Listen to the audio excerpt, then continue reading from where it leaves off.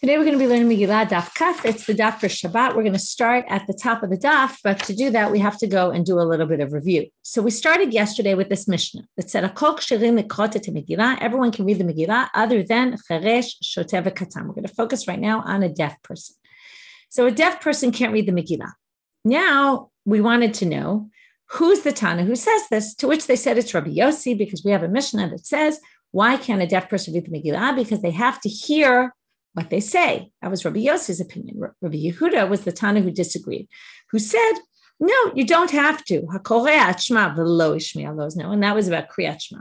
If you read Shema and you don't hear what you say, you can fulfill your obligation anyway. So Rabbi Yossi sounds like he's like our Mishnah. And that's one way to understand our Mishnah. Our Mishnah is Rabbi Yossi, who says, no matter what, right, if you don't hear it, you actually can't fulfill your obligation. So therefore, the Cheresh can't read, because he can't hear, so therefore he can't read.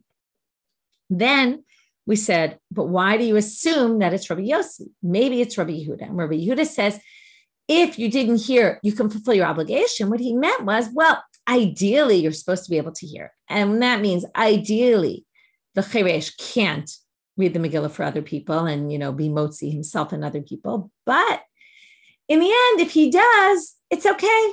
That's what we call b'di'evet. It works, okay? So that's a possibility. To which the Gemara, and then the Mishnah would be Rabbi Yehuda, which I thought was strange because Rabbi Yehuda appears at the end of the Mishnah, but they had a resolution for that. I'm not going to review everything. But then they said, we have a problem. If you want to say that Rabbi Yossi says, no way, no how, no matter what, even if you've done it already, that's fine. And Rabbi Yehuda is in the middle, right? He doesn't have the other extreme, that it's all entirely permitted. He holds, you shouldn't really do it if you can't hear, but if you did, it's okay. Well, then we have this other Braita, and as they keep bringing other sources, we have a Braita. We started with the Kriyat Shema one. Now we bring another Braita that says, Rabbi Yehuda Braita, Rabbi Shimon ben Pazi says, this is a different Rabbi Yehuda, the son of Rabbi Shimon ben Pazi. He said, if you can speak but you can't hear, you can be torem lechatchila. Now, what does this mean? You can't hear, so you can't hear what you said, which means you have to make a blessing when you do the truma. And yet, we don't care. It's fine. You can even do it lechatchila, ab initio, without a problem. Now, that doesn't match if you're going to say that Rabbi Yossi holds no matter what, no way, no how. Rabbi Yehuda is the middle. You shouldn't do it, but if you did, it's okay. Well, this Braita doesn't match anybody. So we're forced into saying that Rabbi Yehuda must hold. It's entirely permitted. So when he said, if Hishmiya Lo's no, when it came to Kriyat Shema, if you didn't, your Yotzei, he meant, no matter, you don't even need to. He didn't mean, if you did it anyway, it's okay. He meant, no, you don't even need to. To which the Gemara said, but wait. Then we're basically putting Rabbi Yossi and Rabbi Yehuda on opposite sides of the table entirely. Rabbi Yehuda is entirely permitting, and Rabbi Yossi is entirely forbidding. To which the Gemara says, wait a minute. But we have another Braita, and this is where we ended yesterday. Lo yivarech adam b'rkana mazon b'libo, v'im berech yatsa. You can't say Berkana Mazon in your heart, but if you did, you fulfill your obligation. That's exactly the in-between position.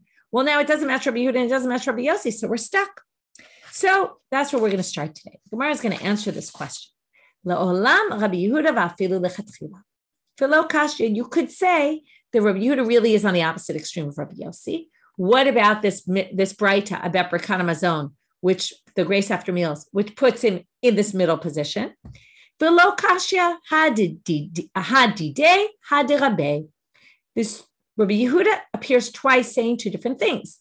One is Rabbi Yehuda, who says, that's the extreme position. It's totally fine, even ab initio. That's Rabbi Yehuda himself. This middle position, you shouldn't really do it, but if you did, it's okay. That is dirabe. That's his rabbi's position. Titania, Rabbi Yehuda Omer, Mishum Rabbi Lazar ben Azalya, and now we're going to have a Braita to prove it.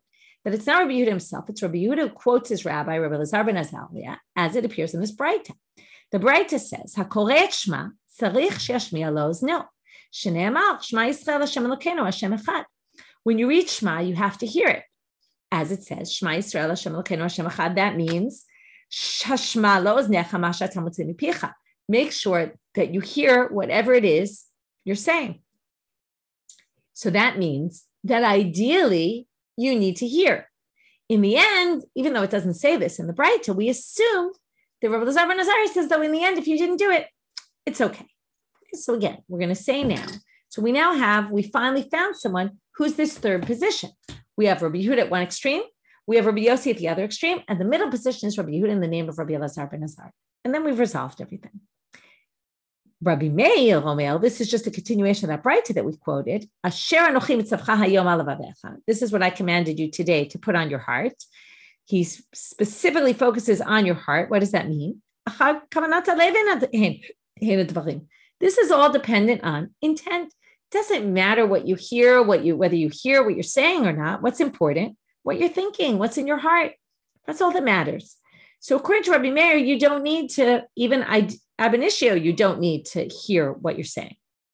So now that's interesting because that's exactly what we tried to say Rabbi Yehuda holds, right? So in this Braita, we have Rabbi Lazar ben Azariah in the name of, Rabbi Yehuda says in the name of Rabbi Lazar ben Azariah.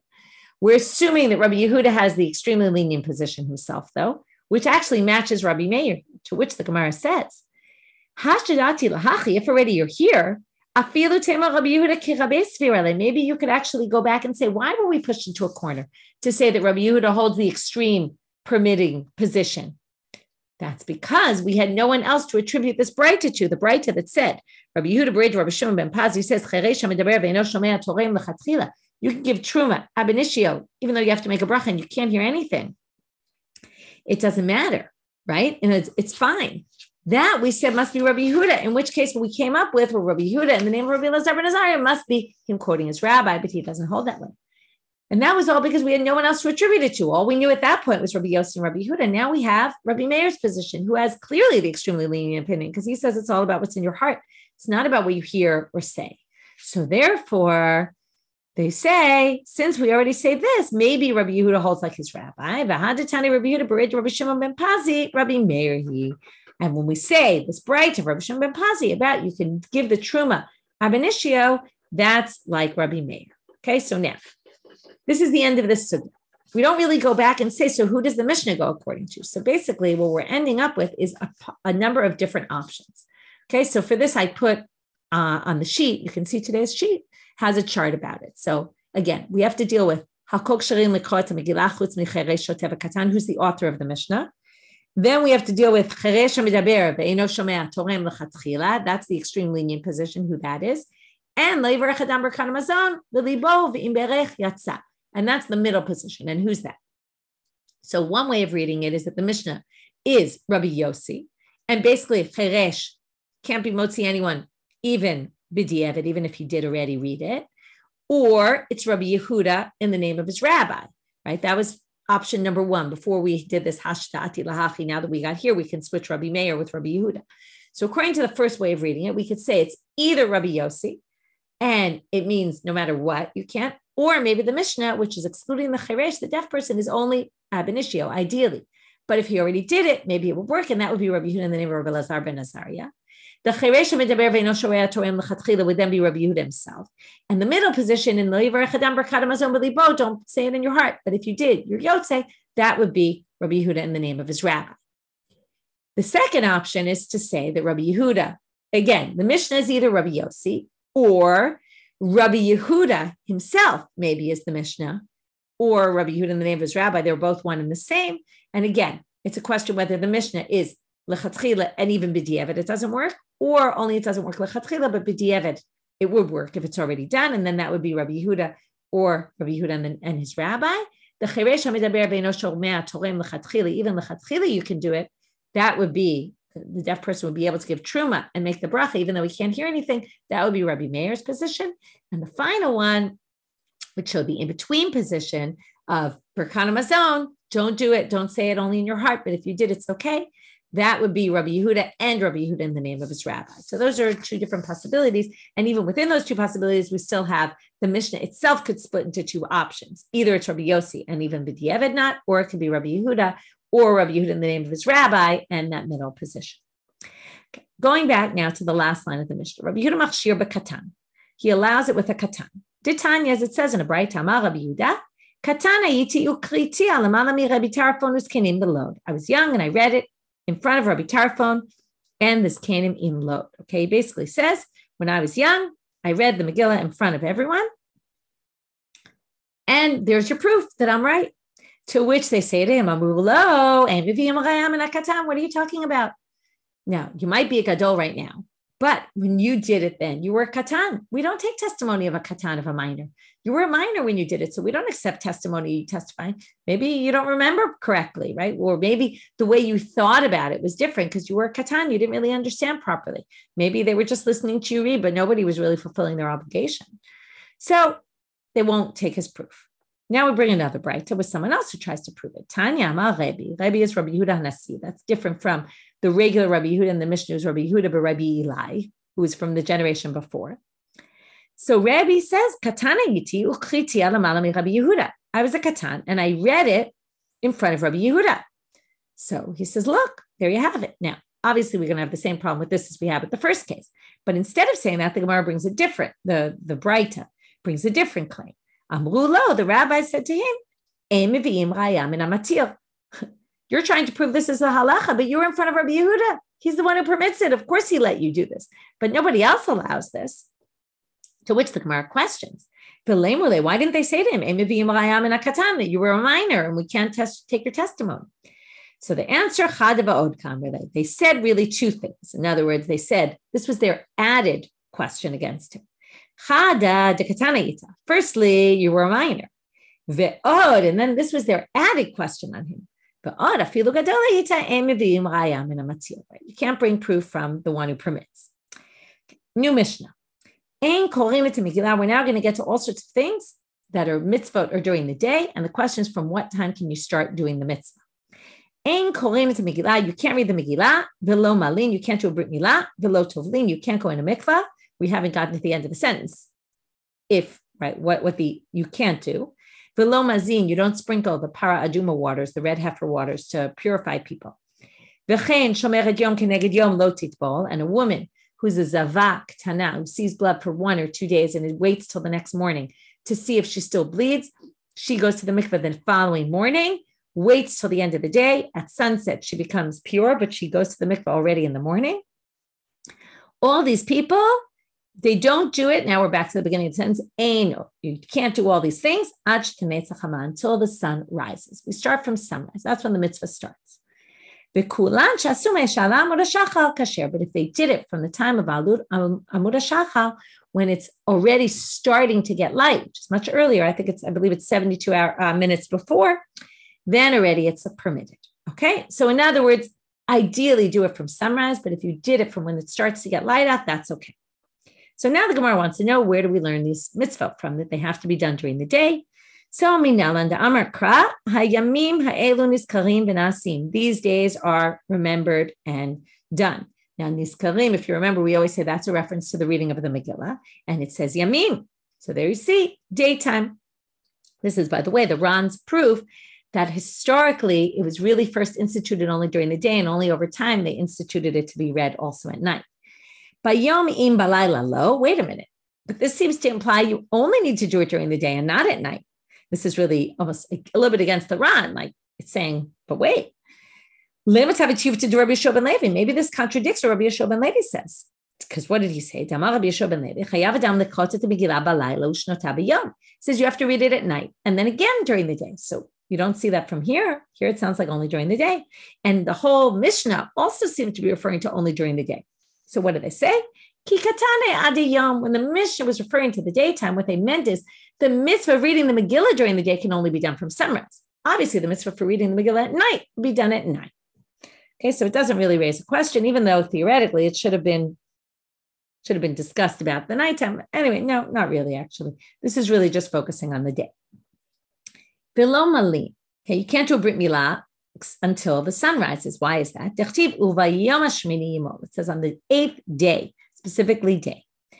Velo tovlim velo mazim. This is going to come from the same verse, both tefillah, going to the mikveh, and mazim. And that's because when you sprinkle the paraduma waters, part of the process is also going to the mikveh, and they're going to appear in the same verse. And therefore, once we learn one, we're going to learn to the other as well. The pure one is going to sprinkle the waters on the impure person by Yom HaShvi'i, And then at the end of that verse, it says, so first of all, it already says on the seventh day, it means on the day. Also says Bayom HaShlishi, okay? And right, because they sprinkle on the third and then on the seventh. Then it says at the end of that verse, V'rachatz b'mayim, and then he goes to the mikvah. So there you have it. First they learn about the sprinkling. Then they compare, say it must be the same for both, and they both have to be done during the day. Again, we're back to a zava ktana. She goes in the morning. So, and again, she can only do it from when the sun rises. So the Gemara says, Pshita, Yomi. Didn't we already discuss, right? Something weird about this. Said all the people who dunk go, right, or during the day, and they go in the morning. So why does it specifically single her out after it already said lo tovlim? So they say, it's true. No, you need it specifically by her. Why? Okay, we're going to go back to what we learned about a zav. Remember in the beginning of the Masechah, we learned about a zav. Something, it's a man who has a discharge, a clear discharge from his private part. And what happens? He sees something. One time, we didn't even really discuss that. That's what we're going to talk about now, is treated as if he had a seminal emission, a Baal Keri. And then what does he do? He goes to the mikveh that day already, immediately. So now they say, you might have thought she's like a person who sees Zav one time. Zavaktana, it's the same kind of thing. She bleeds for one day. You might have thought it's the same that she goes to the mikveh that day, but in fact, she doesn't. She goes to the mikveh the following day. So now they say, Uriyah Rishonah shel Zav. How do we know what the laws are about that? Itkish l'Baal Keri. It's compared to a Baal Keri in the pasuk. Dichtiv zot Torat hazav asher tetzeh mimenu shechat zera, because it puts the Zav in the verse together with a person who has a seminal emission, and therefore we learn the lacha is the same for both. Ma Baal Keri tovel b'yom, hainami litbol b'yom, just like a Baal Keri. Someone who has seminal emission goes right away to the mikveh. They don't wait till the next day. Likewise, the Zav with one viewing, one sighting of a discharge will go to the mikveh that day. You might have thought the Zav is the same thing. Therefore, they had to teach you, they had to list her separately in the Mishnah so that you would understand, right, that she has to wait till the next day. Now, how do we know she has to wait till the next day? She can't go to the mikveh that day. All the days that she's a zava, she'll be like a nida. In what way? Now, a woman who's a nida goes to the mikveh at night at the end of the 7 days. So they say here, if she's like a nida, then theoretically she should go to the mikveh. She's a shomer yom keneged yom. She sees blood for one day, let's say. So already that night, she waits a little bit because she needs to be shomer yom keneged yom. She needs to make sure she doesn't see blood the next day. Maybe just a little bit of time, 10 minutes at night would be sufficient, and she'd go to the mikveh at night like a nida does. Kamash malan, that's why it needs to teach you. The Mishnah wanted to tell you, don't think it's like a zav, and also it's not like a nida that she could go at night. She has to wait for the morning because even though she doesn't have to count these clean days, like a zav agdol who sees blood for 3 days, this is all bleeding that's not in the time of your general menstruation when you're supposed to be bleeding. So if she sees 3 days, she becomes a zav agdol, she needs 7 clean days. This woman who's shomer yom keneged yom, she waits 1 day on account of the day that she saw blood, meaning she waits to see if she bleeds the next day. And then she can go to the mikveh already the next morning. The reason she waits is because she kind of has to really count a day. And how do we know that counting is during the day? Because it says by counting, Rashi tells us, she has to count 7 days. Notice the word days appears there. Therefore, the sfira has to be during the day. So she has to have a little bit of time during the day that she didn't see. She goes to the mikveh then. That's her day. And then, again, like all the people who go to the mikveh during the day, they all still have to wait for sunset to actually become pure. But basically, she's done at that point. Okay, like she can go to the mikveh in the morning. She's done, done in terms of what she has to do. Now she's just a waiting game. She just waits till the sun sets. But the point is that this proved this was why it had to be separate, because you might have thought it was at night, or you might have thought it was the day of, you might have thought it was the night, and instead, no, it's really the next morning. If all these people who did it from when the sun rose, it's permitted, okay? Meaning from when it started to get lighter. Even though you're really supposed to wait for sunrise, if you did it from this earlier time, it's okay. Where do we get this from? God called light day. Now, normally we understand light in the sentence as being a noun. The Gemara is going to understand it as a verb. As it started to get light, it was already called day. So as soon as it starts to get light, that's alot hashachar or hamud hashachar. They're both the same thing. That's sufficient. Elameata, wait a minute. That's not a good proof. If you're going to say, Vayikra Elohim la'or yom, u'lachoshech kara laila, that's the continuation. And darkness he called night. Does that mean limachshichu ba kara laila? As soon as it started to get dark, he called it night? Hakaimalanda ad seir kochavim lav le'yu. We know that it's not really night until the 3 stars come out. So it can't be that le'or is as it starts to get light and lechoshech is only once it's fully dark. So therefore, that's not a good proof. He says, let's learn it from a different verse. And we had this at the very beginning of Sefer of Masechet Brachot. When in the time of Nehemiah, they're building the wall. It says, we're doing the malacha. Some of them are standing on guard. From when did they work? And when did they stand on guard? From alot hashachar, from early in the morning, ad seder kochavim, until the sun set. Right, until complete sunset, not the beginning of sunset, but the end, till it was dark. And not from the morning, right, the sunrise, but from before the sunrise. Ve'omer, and furthermore, they bring a second pasuk. And the night was used just for watching. Nobody worked at night, right? Nobody worked in building. We just watched. So now the Gemara says, "My Omer, why did you need 2 psukim?" The first verse was clear enough. It said from alot hashachar until tzedek kochavim. So they say, maybe you would say, just because the pasuk says they worked from alot hashachar until tzedek kochavim, maybe that's not the definition of what a day is. Maybe really sunrise is day until sunset, and not this, right, the extra time. And these people just worked extra long hours because they were trying to build the temple, and therefore they worked super early in the morning before really it was morning, and late at night, right, like overtime hours. Tashma, that's why it says the night became the watch for us and the day was work. That means that the defining times that we used before defines day and night, and therefore the 2 psukim together prove what we want to prove. New Mishnah. If the previous Mishnah talked about when to start saying it, now we want to know how long can you say the following things. And we're now going to talk about all these mitzvot that are ksherim kol hayom. You can do them all day long, starting with Mikra Megillah. Kol hayom kasher l'kriyat Megillah. You can read Megillah all day. Most people read it in the morning, but theoretically you can read it all day long. Ulekriyat Hallel. Hallel could also be read all day, even though we generally read it in the morning. Litzkiyat Shofar, for blowing shofar. Linitilat Lulav, for taking the lulav.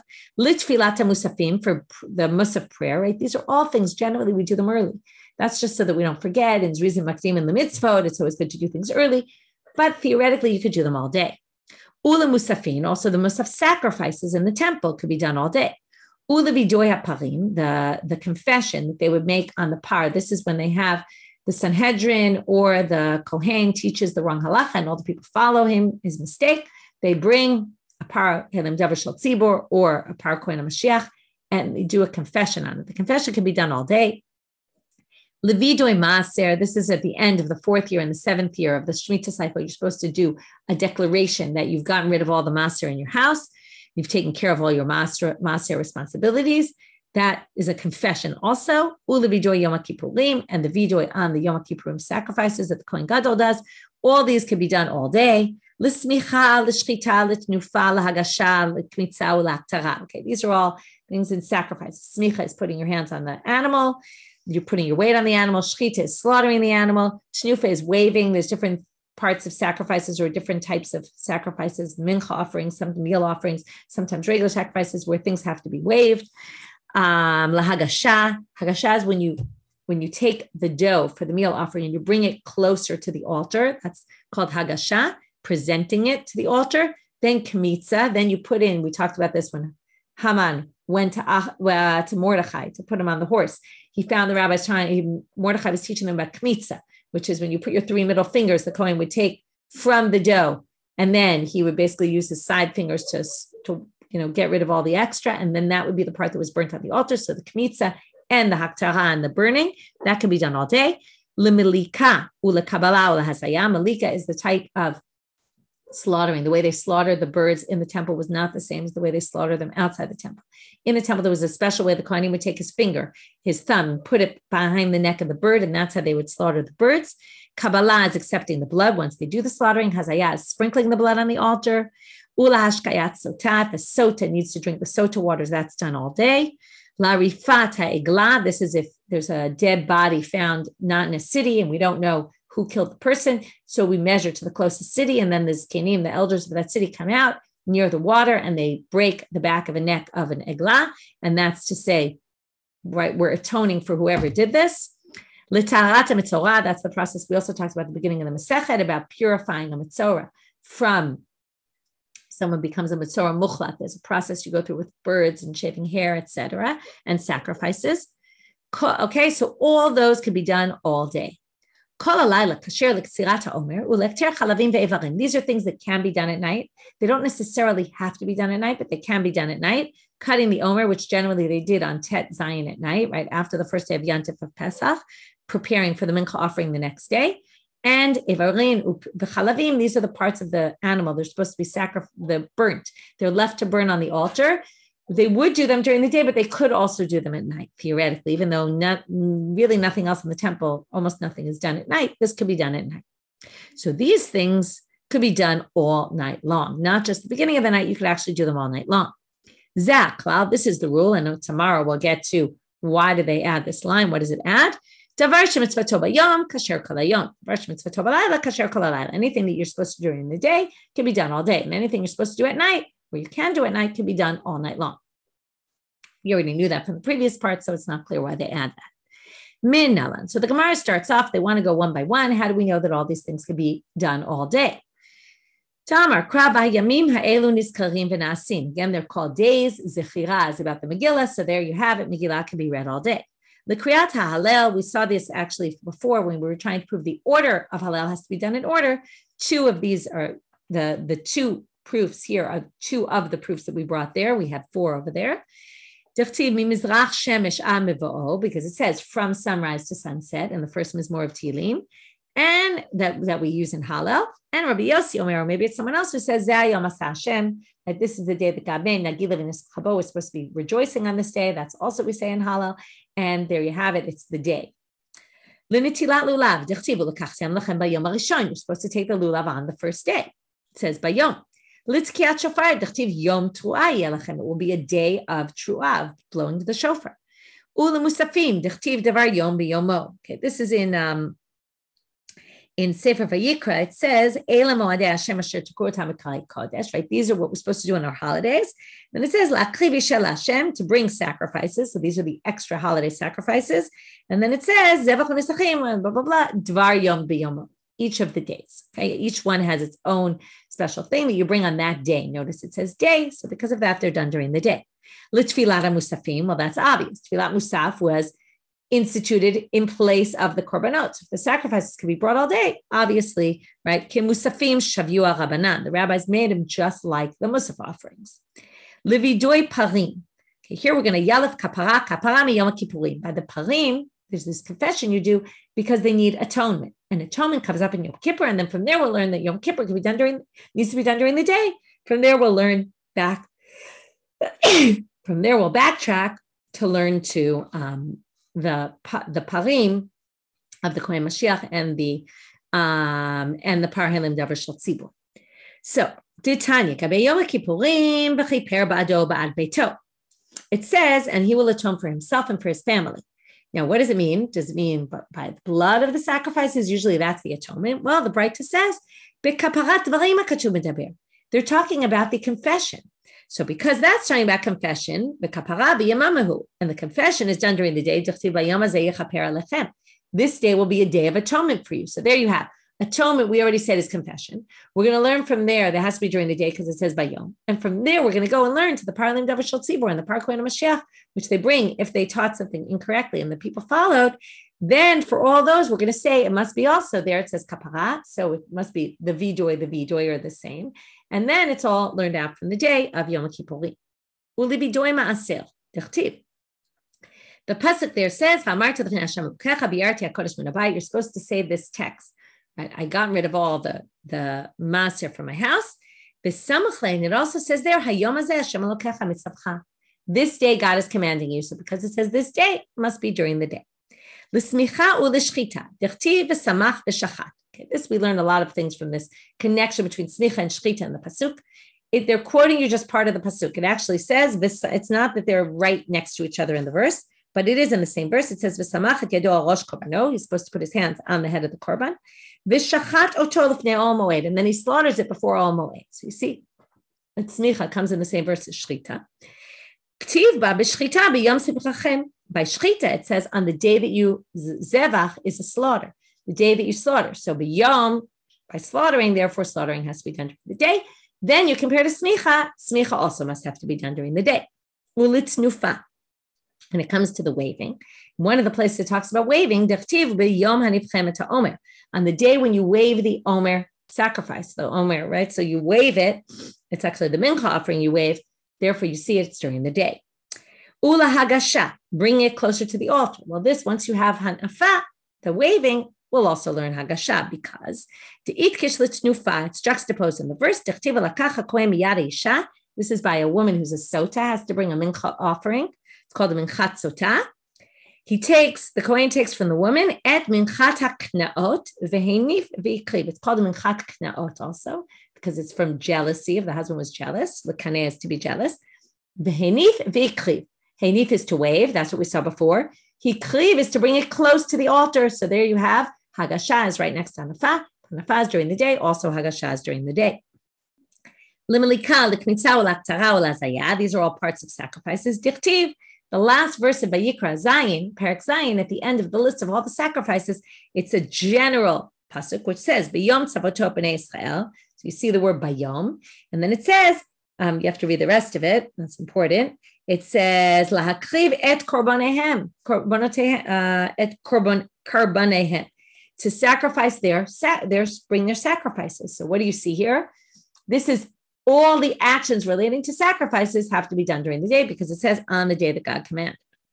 Again, obviously this isn't literally, it's not talking about the day that you're supposed to do it. It's talking about the day they were commanded, but because the word bayom appears in the verse next to bringing sacrifices, they learn from here about the day. Ula hashkayat sota, last one for today. Atya Torah Torah. K'tiv hachavasal HaKohen et kol HaTorah azo. It says the Kohen does this whole Torah. Torah there really means procedure, but it does use the word Torah. Uktiv hatam says elsewhere in Sefer Dvarim, al pi Torah sheyorucha v'al mishpat. You're supposed to follow the rabbis on the Torah that they teach you and on the judgments that they make, the rulings. Ma mishpat bayom, af kam bayom. So we're going to compare the Torah there to the Torah there. The Torah of the Sota is going to be compared to the Torah of the judgment of the rabbis. And judgments are always done during the day. Courts always hold court during the day. They don't do judgments at night. Therefore, since the judgments are during the day, also the Sota is during the day. This is where we will stop for today. As I said, we'll finish up tomorrow with the list, and then we'll get back to the Mishnah as to why on earth did it say that last line, Zaklal, what did we need that to add? With that, we'll finish the second parak, and we'll move on to chapter 3 of Masechet Megillah. Have a Shabbat Shalom, Shavua Tov to everyone.